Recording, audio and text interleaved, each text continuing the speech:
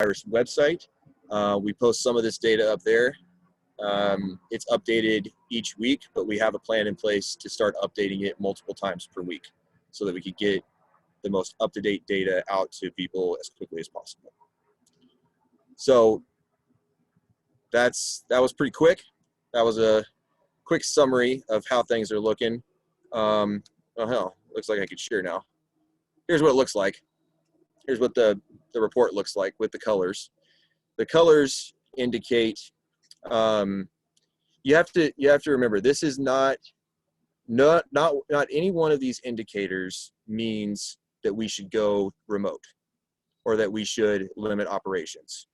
This tool is meant to be viewed holistically, put it all together and add it all up. There's only one indicator on here that would help support an argument that we should go remote, and that's the number of cases in the community. Some schools around the nation decided to do that. They went remote because they had a lot of cases. We decided not to because we felt like, and we still feel like, we can manage the situation, and I think we're seeing now that things are getting better. So as you'll see, there's a lot of green and yellow on this report because we're doing a pretty good job of keeping this as well under control as we can. So I'll pause there. I know that's a lot of information I just threw at you. And I see I am out of time. Yeah, thank you so much for coming and speaking to us tonight. Yeah, so we do have time for questions. So I see a question from Chair Brown. Go ahead. Hello, thank you so much for coming and speaking. I know that some other campuses have started doing testing for all of their student body before they come back, like in the fall. Is that something that's been discussed at all for the beginning of the spring semester? And would that be helpful? It was discussed. The CDC does not recommend entry-level testing or entry testing without a more comprehensive plan in place. At the beginning of the fall semester, like what KU did, is they tested everybody, but they did not have a more comprehensive plan, at the time at least, to continue testing everybody throughout the semester. We have discussed it currently. We feel it's the best route to go with opening up testing for symptomatic, asymptomatic, any student that wants it. You can go to Lafayette and you can get tested. Thank you. Yep. Thanks. And I would also add that some schools that did entry testing made it a requirement, and there's some question about the legality of doing that.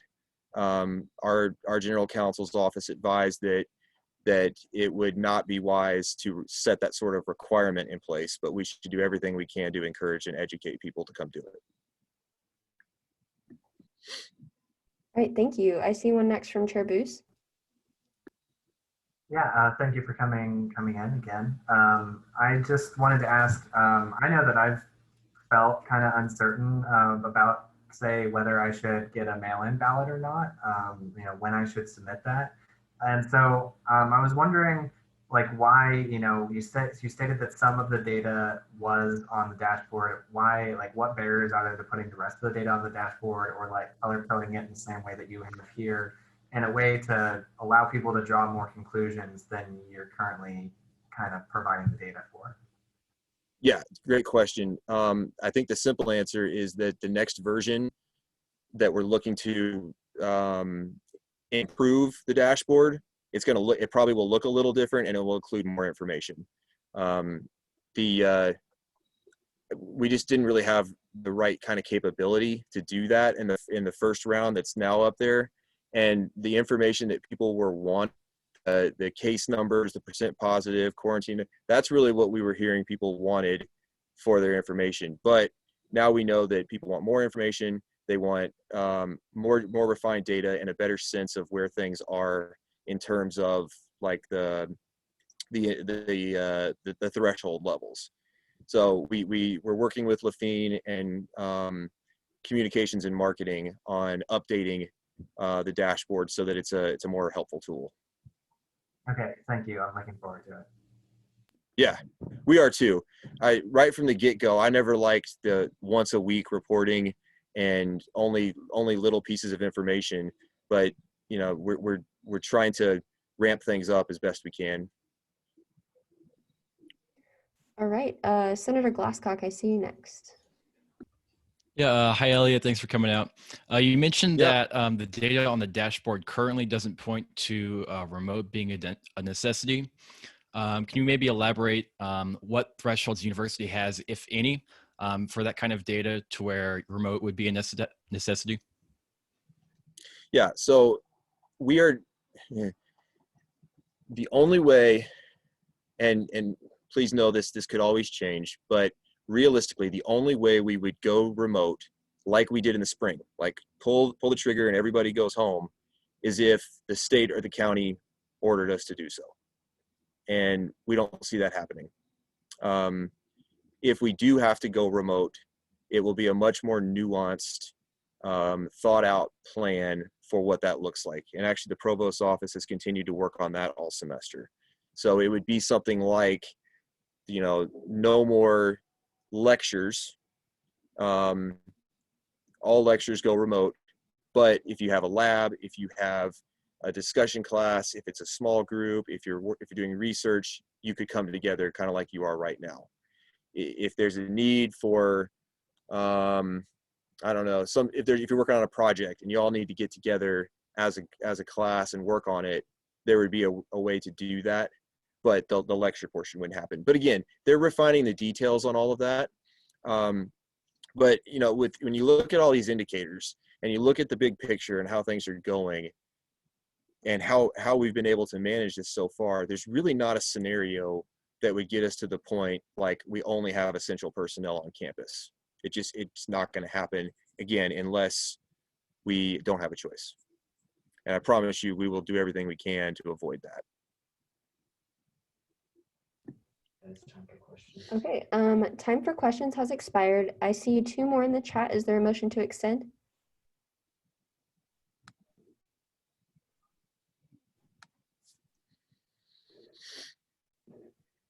All right, Chair Colburn moved to extend by 5 minutes. I see a second, so we have 5 more minutes for questions. Thank you all. Caucus Leader Phillips, I see you next. Yeah, thank you so much for coming to speak with us today. Yeah. I was just curious, looking ahead for the spring semester, if the university was looking at different steps based on what happened in the fall semester once students returned from traveling from back home, if there were any steps that the university was looking to take in the spring for a proactive approach at a potential new spike. Yeah, we've started a lot of conversations about what the spring looks like. Part of it, though, is we're still assessing how things are going right now. So I think right now we would say a lot of the things we did coming back in the fall, we probably continue to do again, tweak things here and there.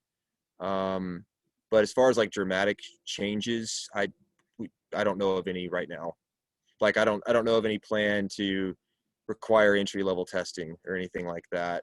I think, to be honest, I think a big part of the challenge at the very beginning of the semester was that there were a lot of people, and I don't just mean students, I mean faculty, staff, and students who just didn't know what to do. Like this was all new stuff. This was all, people had heard about things, but nobody really paid attention quite yet to what the rules were going to be. So there was kind of a learning curve. And I think that now that we've all gone through this for the last few weeks, people understand kind of what they need to be doing and why it's important. So I would think that, you carry that over into the spring and hopefully, we wouldn't see the big, spike in cases like we did right when we all came back in August. But again, we're continuing to assess how things are going. It's a daily thing. All right, Chair Colburn. Hi, thanks for coming tonight. I have been hearing just from like around the country, they're estimating that there's going to be spikes in November as cold weather comes and as natural flu season is upon us. What plans do the university have to kind of prepare us for that time? Yeah, it's a concern for sure. There's a flu clinic today on campus. You could have gone and got your flu shot. I think that's the most important thing for the flu is go get your flu shot. things like increasing testing capability. We've hired new people to work at Lafine, hiring new contact tracers to keep up with the increased demand, continuing to explore, hotels where we could quarantine students if we need to, just really continuing to do like the best work in these areas as we can. Now, one of the things that we're hoping for, and Lafine will tell you this, is that hopefully all of the stuff we put in place to help mitigate COVID will help mitigate the flu. So, staying 6 feet apart and not sneezing on each other, that should help with COVID and the flu. We'll see. I don't know, but it's a concern. And I think nationally we're seeing, an uptick in the number of cases as well as the death rate, that's continued to go up.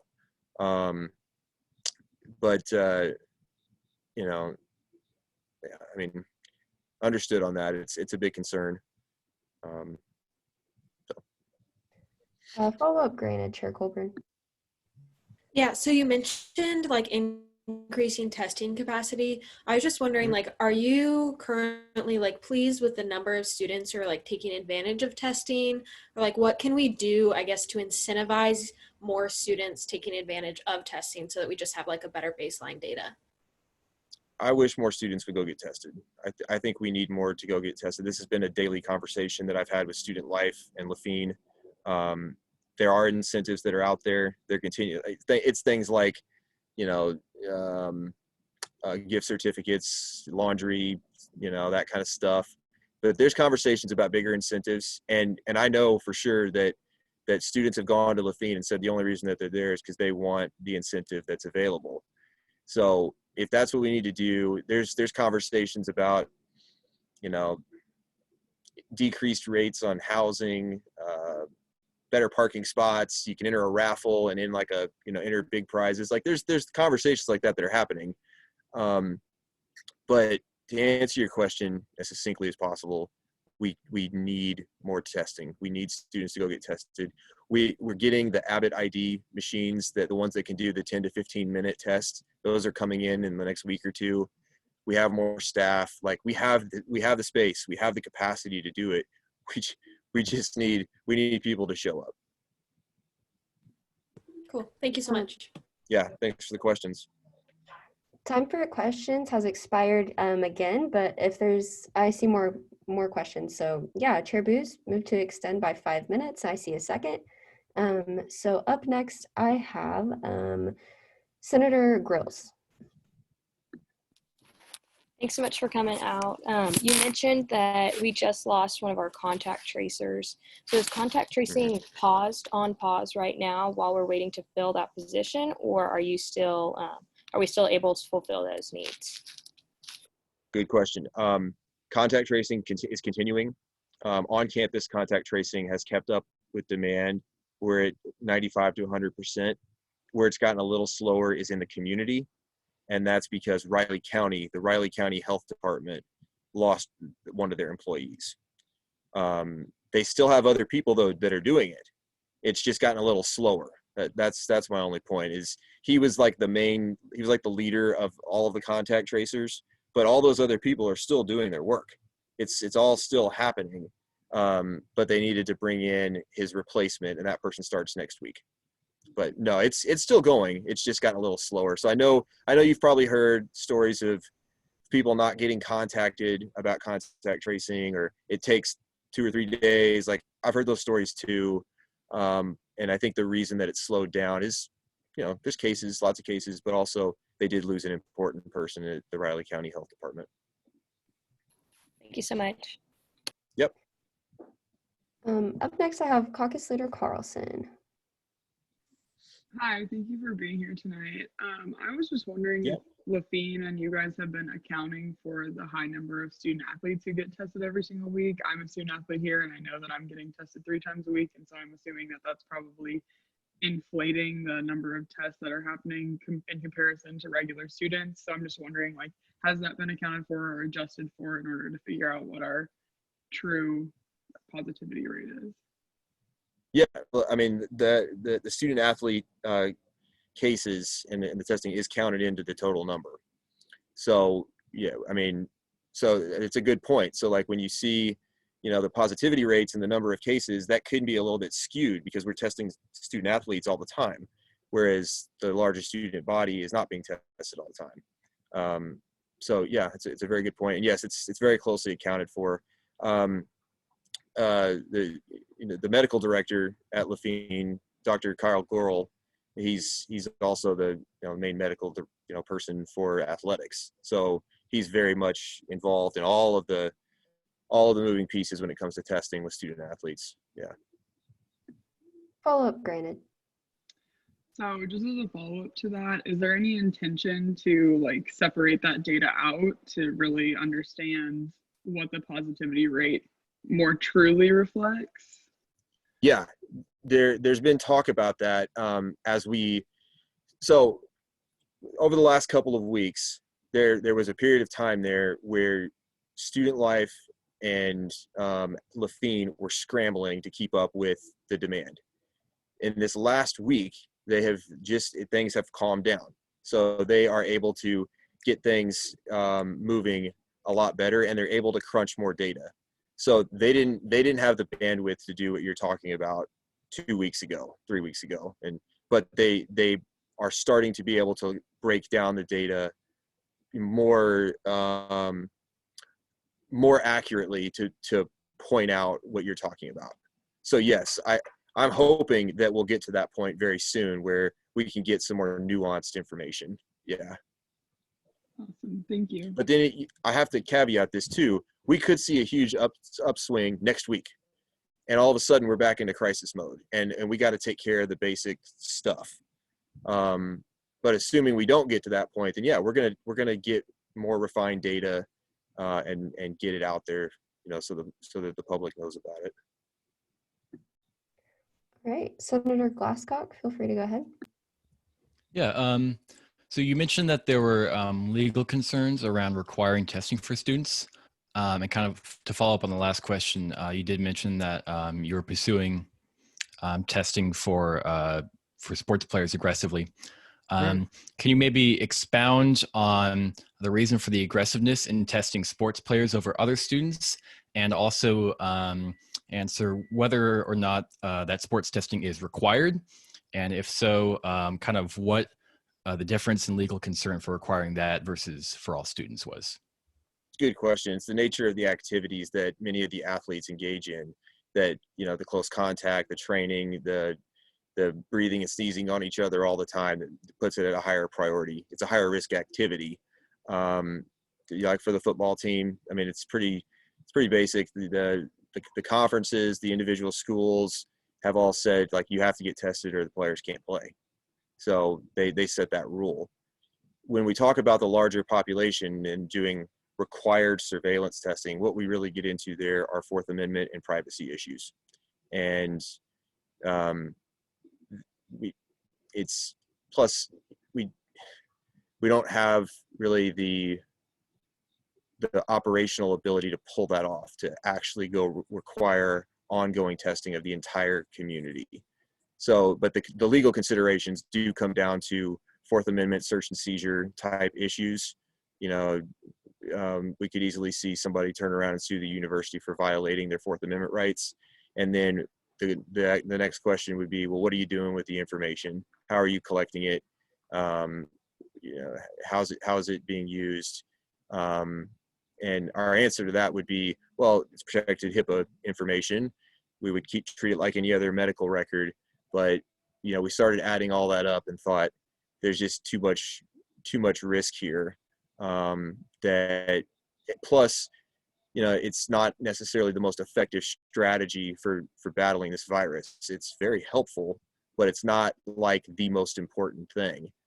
So we felt you put that all together, and then it just adds up to strongly encouraging testing made more sense. All right, so time has expired again, but I do see another 5-minute extension. Do I have a second for that? Oh, are there any objections? I'm sorry. Got to eat a sip of my Gatorade. All right, is there a second for that? All right, so I have a second, no objections. Senator Glasscock, follow-up granted. Yeah. I guess, was it ever discussed whether additional testing capacity on top of what we already have would be necessary at any point? And if so, can you maybe explain what actions the university would take to expand that testing capacity, if it would branch out from Lafayette or anything like that? Yeah, so we've wanted to expand our testing capacity from the very beginning. It's been challenging to get the machines and the people to be able to pull that off. We're at a point now where we have more machines coming in. We've hired additional people who are certified to be able to do the test. We've expanded the number of appointments that are available at Lafayette. Like they have a Saturday clinic now, for example. We've been in close partnership with Riley County Health Department all along to share resources and to collaborate on how to pull this all together. We think that the Abbott ID ones, these are the 15-minute things, are going to be a really big game changer for us. Each machine can turn around, I think it's 36 tests per hour. And we're expecting to get at least 5 of those machines. So do that on top of the PCR testing that we're doing, that it's already going on. And you can see our capacity going up pretty quick. Like I said a minute ago, though, we don't have plans, and I don't foresee us requiring testing across the board. So what this ultimately comes down to is we really do need students, faculty, and staff, everybody, people to take advantage of that opportunity and go get tested. Thank you. Right, Chair Booz. Yeah, you mentioned that you personally want more people to get tested. I was just looking back at the emails that I've gotten about testing and about asymptomatic testing, and they all kind of have the caveat that this test has to be ordered by a licensed medical a licensed medical provider, which one, I'm not entirely sure how high that standard is. So if you could just explain more about that and if that's a barrier to being tested or not.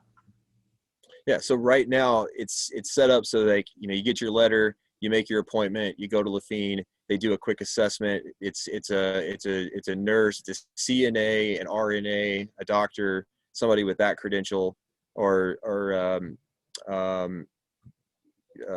level of education.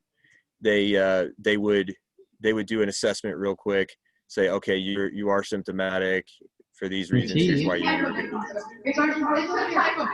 Methamphetamine. We get it.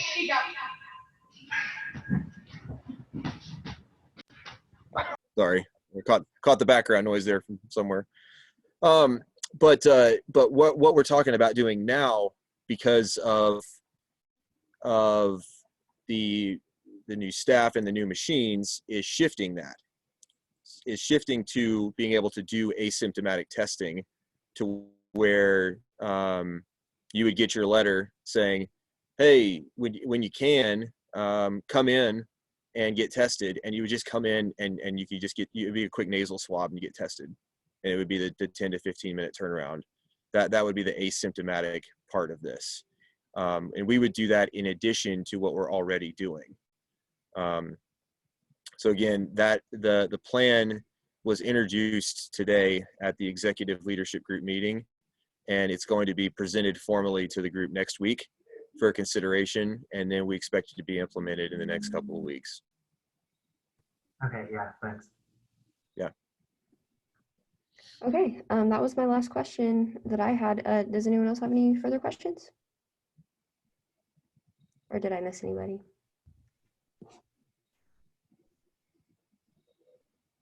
Okay, seeing none, thank you so much, Elliot, for joining us tonight. We really appreciate all of your helpful insight and just spending a good chunk of your evening joining us. Sorry again, we're experiencing some technical difficulties, so sorry about that, but thank you again, and enjoy your evening. It's all good. Thank you so much for the invitation. And if anybody here has other thoughts, concerns, questions, you can email me. I try to keep up with emails as quick as I can. I'll get back to you, but please, and any other ideas that you have, send them my way too. We're trying to get this right. So thank you, everybody. Thank you. Bye.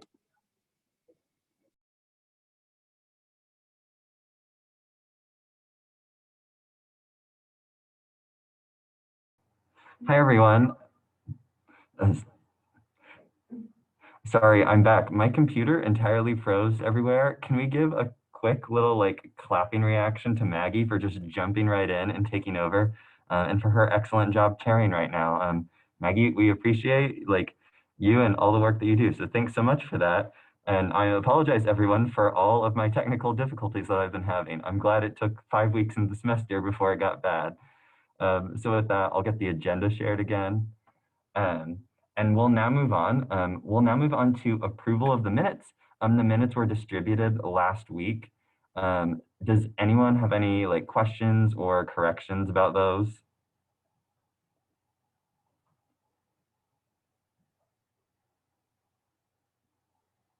Seeing none, I will now seek a motion to approve the minutes. Is there a motion to approve the minutes? It was moved by Caucus Leader Diaz de Leon and seconded by Senator Croslow. Are there any objections to that? Seeing none, the minutes will stand approved. We'll now move into announcements for the week. To start off with, I just want to remind everyone that Communications Director Lux and Caucus Leader Willis have coordinated to provide every member of SGA with a professional headshot. Those have been happening this week, and you're strongly encouraged to go. Like I said, we'll be using them on the website, SGA social media pages, and you'll get to use it for your own personal use.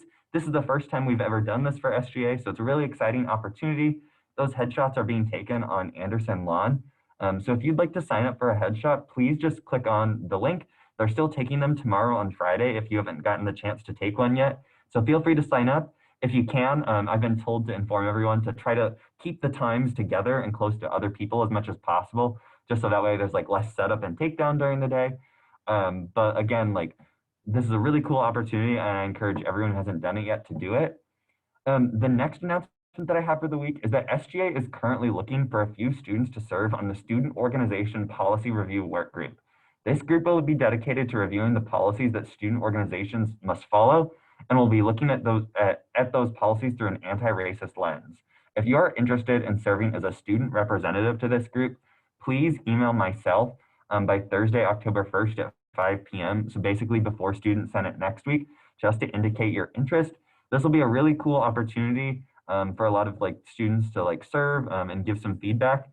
So feel free to shoot me an email with your interest. I would love to appoint a few different people onto that working group.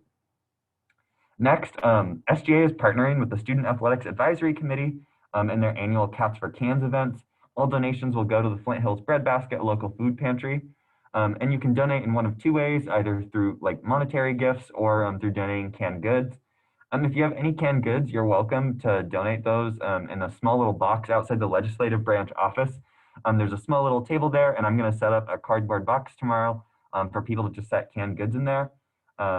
Or if you have like any cash that you'd like to donate, feel free to just put that in an envelope and slide it under the office door. Our office is Union 117, and it's in the Center for Student Involvement if you've never come by. But feel free to donate in either way. We'd love to help support the Student Athletic Advisory Committee in this endeavor because it's really cool. Next up is proxies for this week. Proxies for this week are Brown for Snyder Blaine, Diaz de Leon for Brummett, Grills for McVeigh, Kidd for Burke, as well as Hutchings for Brees. I also have, but it didn't make it on the agenda. With that, the SGA member of the week this week is Senator and Caucus Leader Jackson Willis for his work taking all of the SGA headshots.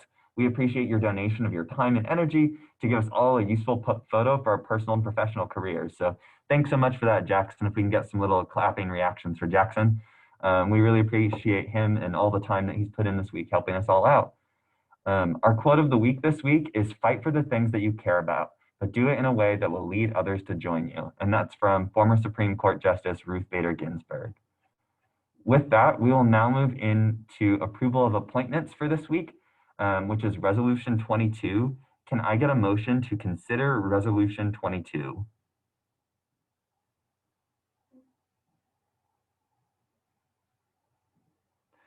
Moved by Caucus Leader Phillips, seconded by Caucus Leader Atchison. With that, we'll now consider Resolution 22. Will the author please come forward? All right, Resolution 2021-22. This is approval of new student senators by the Senate Operations Committee. Whereas there are 2 vacancies within the Graduate School Caucus. Whereas the list of available candidates for the graduate school from the 2020 election has been exhausted. Whereas after the list of candidates for a college or school is exhausted, the Senate Operations Committee is required to contact the appropriate college council to recommend new student senators. Whereas upon request, the Graduate Student Council was asked to supply 2 names of graduate students available to serve as SGA senators. And whereas after advertising the position description and requirements through various media and at their monthly meeting, the GSC Executive Board screened all applications and recommends the students listed below. Be resolved that Section 1, the following individuals be approved as student senators for the graduate school: Lauren Dock and Laura Bain. Are there any questions or corrections for the author?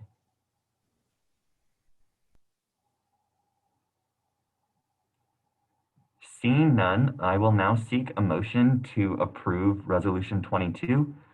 Is there a motion to approve it? So moved by Senator Kraslow and then seconded by Caucus Leader Clements. Are there any objections? Seeing none, Resolution 22 will be approved. Lauren and Laura, I know that they're both on the call. If you would both like to unmute right now and then raise your right hand, I'm going to give you the oath of office, and at the end, you just have to say, "I do." So, I do solemnly swear that I will faithfully execute the office of Student Senator and will, to the best of my ability, preserve, protect, and defend the Constitution of the Kansas State University Student Governing Association. I do. I do. Awesome. Well, congratulations to our 2 new senators, Senator Dock and Senator Bain. We welcome you to SGA, and we're so excited to have you. With that, we'll now continue on with our agenda. So next up, we have our committee reports. Are there any committee chairs who would like to give a report right now?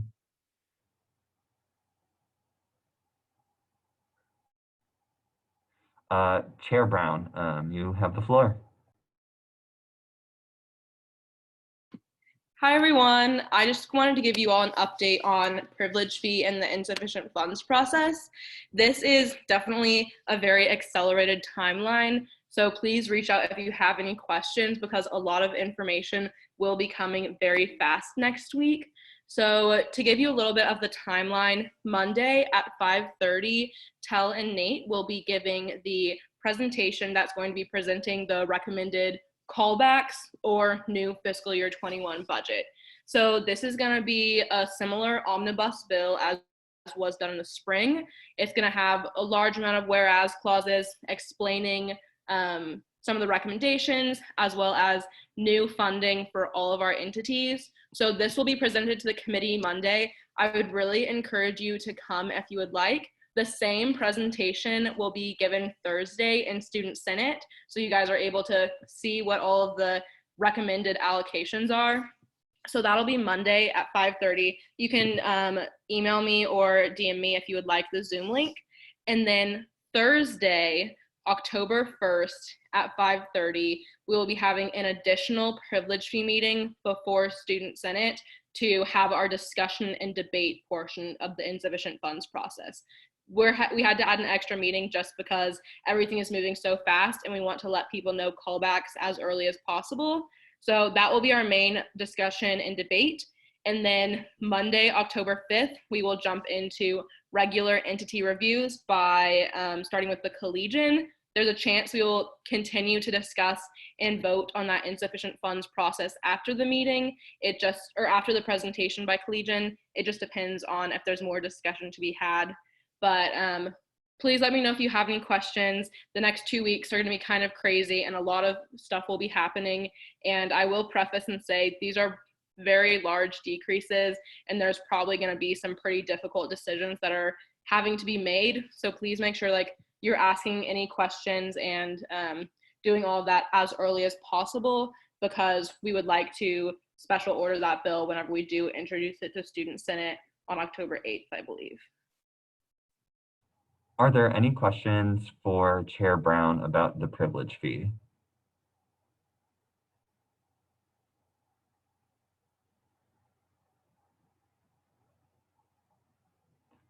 Seeing none, Thanks, Madison. Can you put your email in the chat just so if people have questions, they can reach out to you? Next up, Chair Booz, you have the floor. Yeah, so as Chair Brown mentioned, there's going to be a lot of information the next couple of weeks, so I'm not going to give a report next week. So I just wanted to sum up what we're working on in Senate Operations Committee and give you just update you on where we're at. So as you know, we have a bill in final action to edit the dates as well as add 4 hours to both the primary and the general elections. So, you know, hopefully that goes through today. We should have something to submit 2 weeks from now as well about the various changes that we want to make to the mandatory meeting. And then we're also working on various members of Senate Operations Committees working on changes, adding a debate that's mandated as for student body presidential candidates, and simplifying the language around the endorsements clause and like removing the requirement for campaigns to report their possible endorsements, that sort of thing. So if you have any questions, you can contact me about those, or come to the meetings of Senate Operations, which are at 8 p.m. I've also been working quite a bit on filling vacancies. So we have 2 graduate student senators this week that Billy and I were working on, as well as graduate student council. Next week, we should have at least 3 new student senators as well. So hopefully we'll get all 62, 63 people, but as most people know, like that probably won't happen. So if you got any questions about either of those, please let me know. Are there any questions for Chair Booz about Senate operations?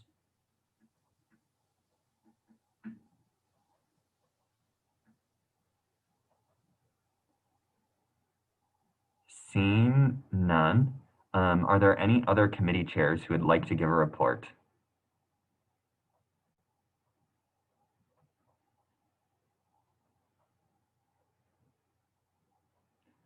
Seeing none, we'll now move into directors' reports for the evening.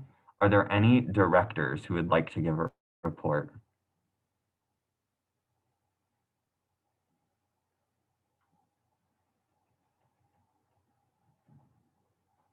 Communications Director Marissa Lux just wanted to remind everyone, if you haven't yet, please sign up for a headshot. So it was in the announcements earlier, but just pushing that forward. Are there any other directors who would like to give a report?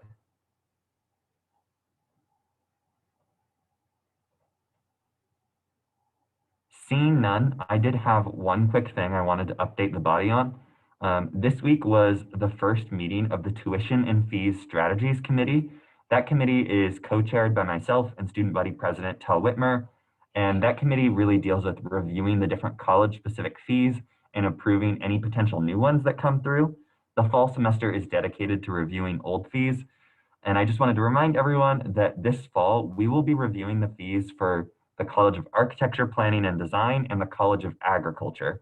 And so our first fee review for the College of Agriculture will be on, pulling up my calendar right now, that'll be on Tuesday, October 6th at 5:30 p.m. is when our meeting is. So if you are interested in learning about like the College of Agriculture's fees and giving any input on that and would like to attend that meeting, just giving you a couple of weeks notice right now, feel free to shoot me an email if you would be interested in attending that meeting. And I'd be happy to send the Zoom link your way. But I just wanted to let everyone know about that. Are there any other questions? Are there any questions for me about TFSC?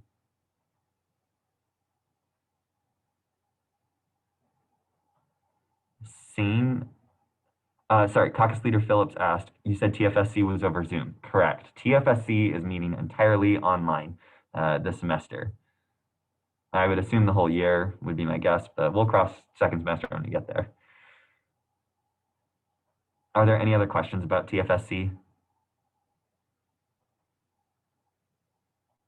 Seeing none, I just want to do one last call. Are there any other directors who have a report to give?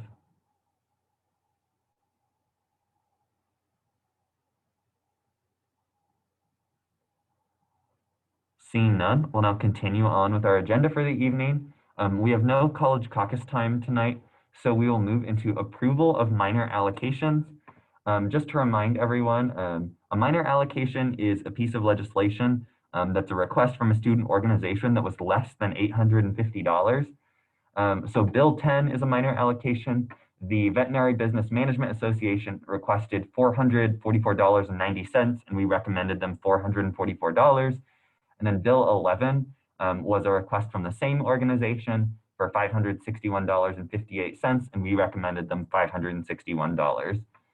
They're having 2 events this fall semester that are being like hybrid events in person and on Zoom. Are there any questions about the minor allocations?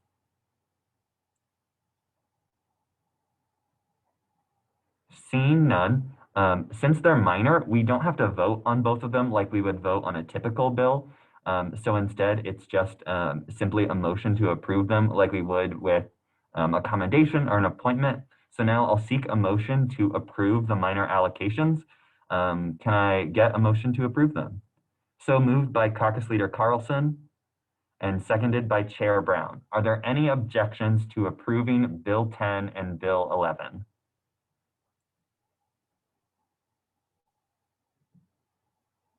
Seeing none, Bills 10 and 11 will stand unanimously approved. Thank you all.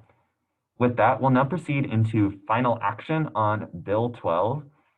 Will the author of Bill 12 please come forward?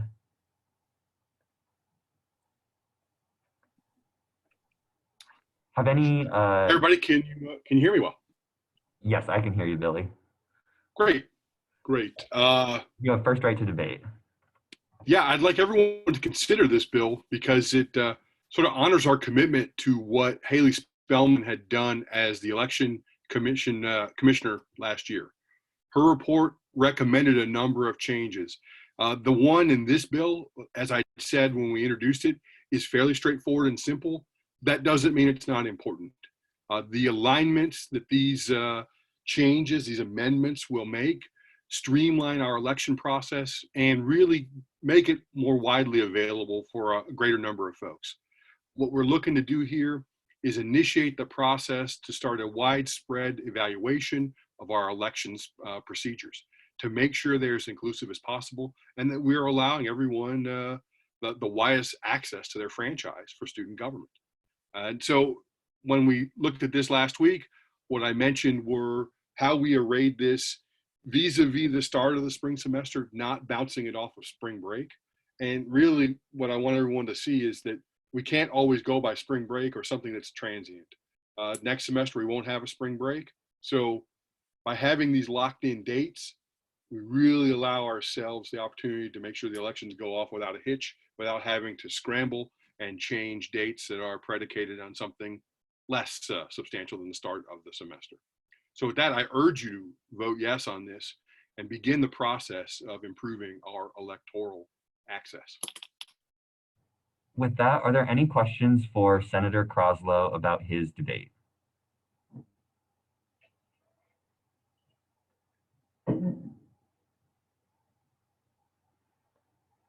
Seeing none, I will now be seeking any debate in the negative on Bill 12. So looking for any debate in the negative.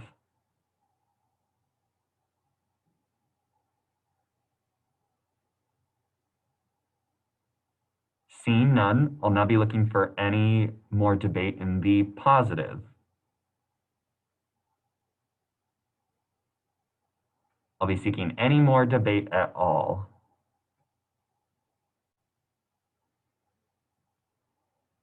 Seeing none, we will now proceed into a roll call vote on Bill 12. So I'm going to pass it over to Speaker Pro Tem Billman to take it away. All right. Atchison. Yes. Oh, I'm sorry, I had my audio muted. Atchison? Yes. Thank you. Bain? Yes. Booz? Yes. Brown? Yes. Bruce? Yes, by proxy. Brummett? Yes, by proxy. Bruna? Burke? Yes, by proxy. Carlson? Yes. Carr? Clements, Yes. Colburn, Yes. Croslow, Yes. De Santiago, Diaz de Leon, Yes. Dillaboo, Yes. Doc, Yes. Fox, Yes. Frederick,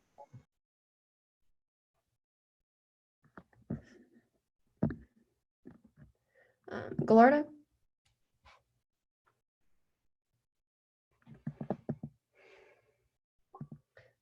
Garrett,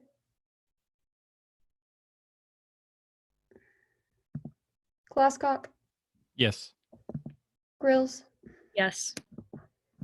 Gromes, Yes. Hamlin, Yes. Harmon,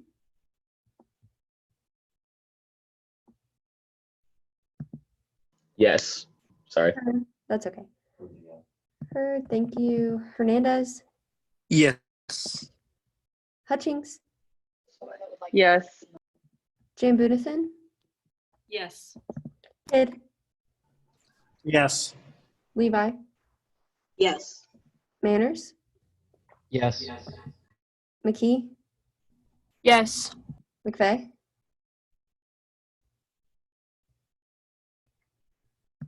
Muthukumar, Yes. Noel, Yes. Norwood, Yes. Nunink, Yes. Panicatu, Yes. Phillips, Yes. Porter, Richenberg, Yes. Rodriguez,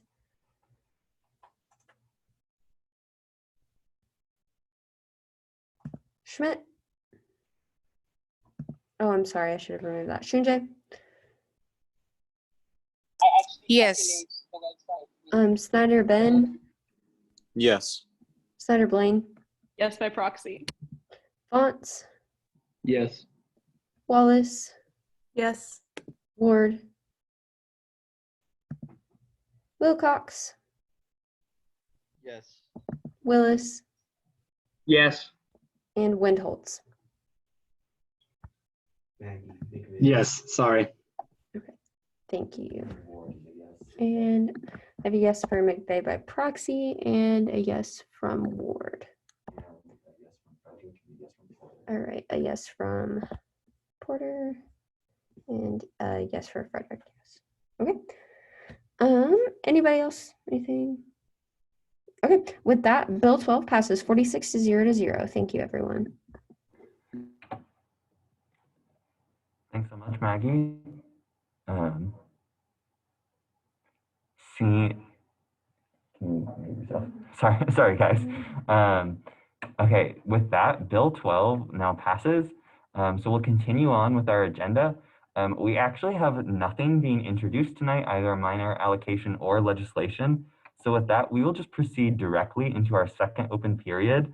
Are there any speakers for second open period?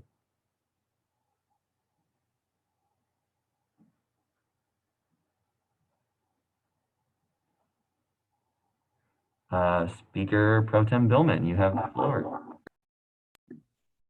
All right. Hi, everyone. It's everybody's favorite time of week, which is Senate shoutouts. I accidentally closed my tab, so let me get that pulled back up really quickly. Oh, no. If you all would like to unmute your video for this, you may.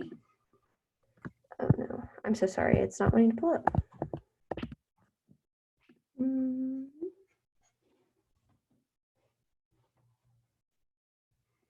I guess if there's any other second open period speakers that would like to go while I pull this up, but if not, that's okay.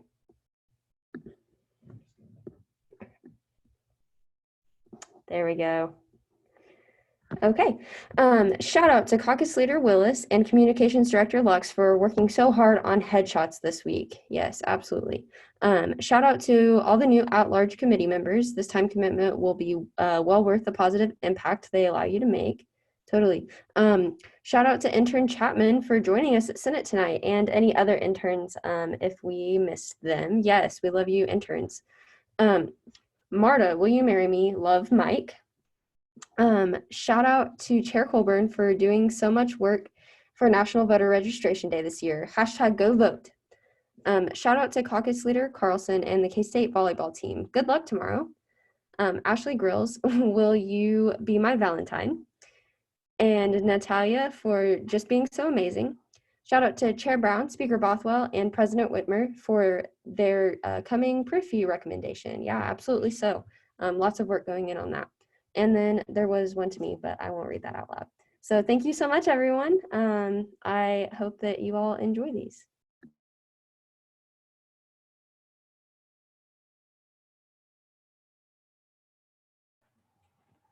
Okay, thanks so much, Maggie, for sharing those with us. With that, are there any other final second open period speakers? Caucus Leader Phillips has sent in the chat, there's an after Senate Zoom hangout. The code is there. Feel free to join, especially if you're an intern or a guest. We'd love to get to know you. Are there any other final comments for second open period?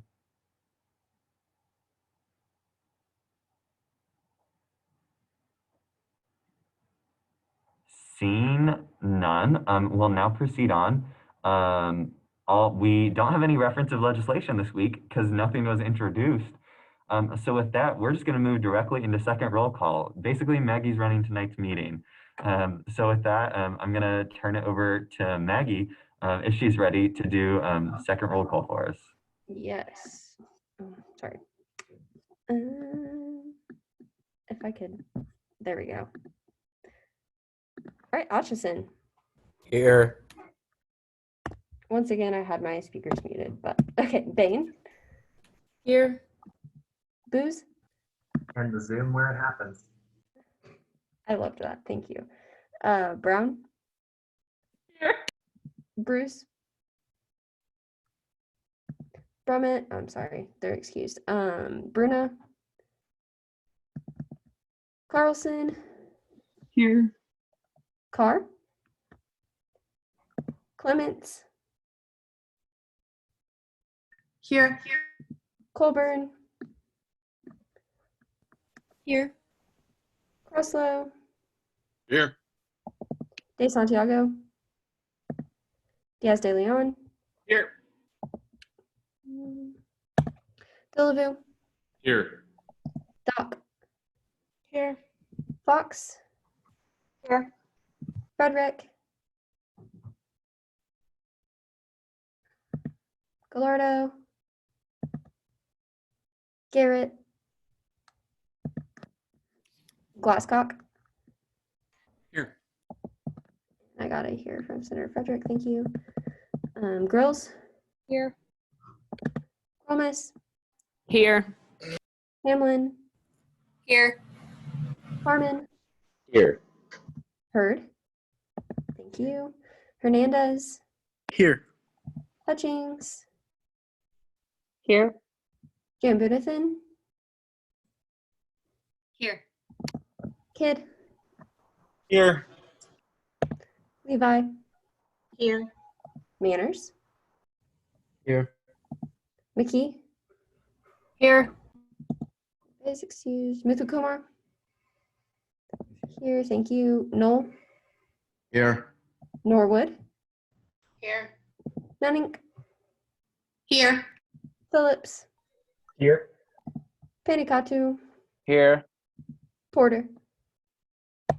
Richenberg. Here. Rodriguez.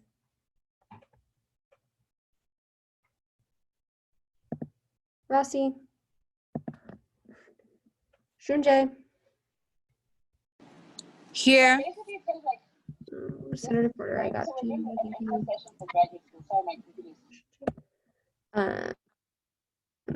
Snyder Ben. Here. Bonts. Here. Wallace. Here. Ward. Wilcox. Here. Willis. Here. And Windholtz. Here. And Senator Ward, I got you. Okay. I don't think there's any in the chat that I missed. Anybody whose name I just didn't call? Okay. With that, we have 42 senators present. Thank you so much, everyone.